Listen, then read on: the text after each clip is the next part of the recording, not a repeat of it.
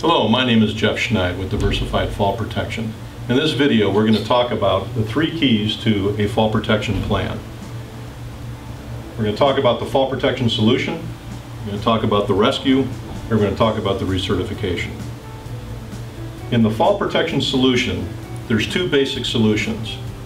It's going to either be a fall arrest or a fall restraint situation. Fall arrest means an individual can get to an edge and fall over the edge, but their fall will be arrested by the fall protection system before they contact the next surface below. A fall restraint system identifies the fact that the individual can get to the edge, but the PPE or the equipment that they're utilizing will keep them from going over the edge. PPE, which identifies the personal protective equipment, is extremely important in your plan to make sure that the proper equipment is being used. All too often, people feel as though that lanyards are the standard solution in any fall protection situation.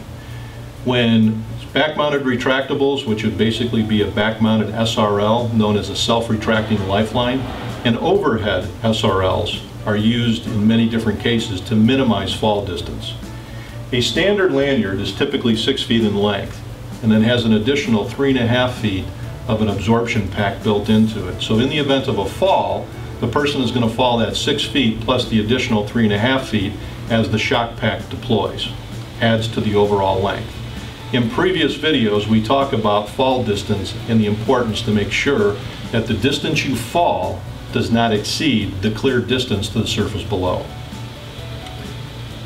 In the rescue situation, it is very important that your rescue plan coincides with a detailed description of how your fall protection plan is to be used, when it's to be used, how it's to be used, and who is to use it. The rescue plan identifies the equipment that will be required. Keep in mind, in a rescue situation, you have between 7 and 15 minutes to rescue an individual that is hanging from a harness, whether this person is unconscious or conscious. The other part of a rescue plan that a lot of people will look at is they call 911 that being an acceptable solution. In OSHA's eyes, and any other organization's eyes, 911 is not an acceptable solution because you do not know the time frame that your local EMS department is going to be able to get to you on time. Another area that people look at is they have man lifts on their premises. They utilize the man lift as part of the solution. That is also not an acceptable solution because you do not know where the orientation of or the location of that man lift is in relationship to where the fall has occurred. So in a large plant situation, the man lift could be a half a mile away from where the fall occurred, and a man lift moves at a very slow rate, and you'll never be able to reach the individual within the acceptable 7 to 15 minutes. Within a rescue plan, it's extremely important that this information be documented, and it's very important that the people that are a part of your first responder team are trained. And training should be done on periodic intervals to make sure that everybody is still up to date of what the plan reads, and that they're also trained to the new equipment or the existing rescue equipment being used. The third part of a good rescue or fall protection plan is the recertification. Although the system, when it was put in place, has all the original documentation identifying the engineering calculations to go along with it, and also has the documentation identifying the individual that have been trained on the proper use of the system, recertification goes beyond that. In the event of a fall occurring on any fall protection system, it is a requirement per OSHA that the system be taken out of service and has to be recertified by a qualified company.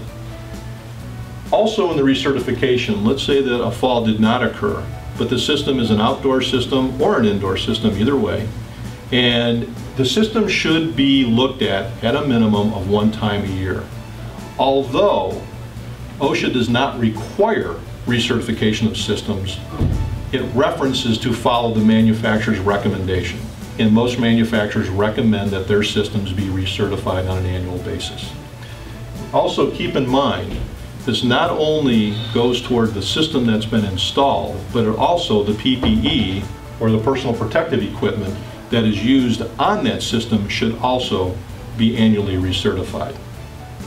Again, we cannot stress enough to make sure when you're working with your fall protection plan that you're working with the proper partner, to make sure that this company that you're working with identifies the type of system, the type of rescue equipment that is to be used, and how to put together a recertification plan. In closing, when developing your fall protection plan, we urge everyone to make sure that they're working with a professional organization to make sure that their plan coincides with all OSHA regulations and ANSI specifications.